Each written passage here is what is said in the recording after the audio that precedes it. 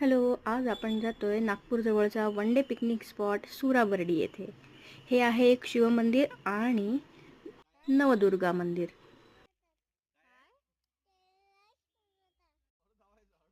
शंकर, पार्वती आणि गणेशाच्या मोठ्या मूर्ती आहेत. त्यानंतर इतर देखावेही आहेत आणि या पर्वताला बघून आनंदी याला कैलास पर्वता असं म्हणत होते. हे आहे इथलं मुख्य ठिकाण. इथे कैलास पर्वताची प्रतिकृती तयार करण्यात आली आहे. सध्या मेंटेनन्स सुरू असल्यामुळे हे सगळे असं बांबू वगैरे लावलेत, पण इथून मधून पाणीसुद्धा झुळझुळ वाहत असतं. त्यानंतर या हिमालयाच्या आतमध्ये यांनी 12 ज्योतिर्लिंग तयार केलेली आहेत. गुफेचं रूप देण्यात आलेलं आहे आणि छोट्या छोट्या गुफांमधून असं एका एका ज्योतिर्लिंगाकडून दुसऱ्या ज्योतिर्लिंगाकडे जाण्यासाठी अशा गुफा आहेत.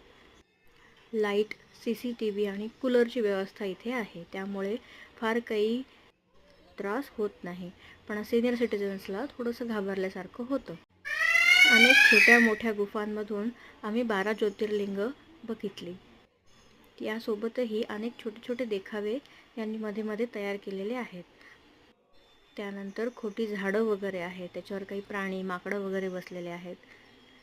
आणि अशा हा गुफांचा प्रवास नंतर दुसऱ्या गुफांकडे जातो, जिथून नवदुर्गा स्टार्ट होतं.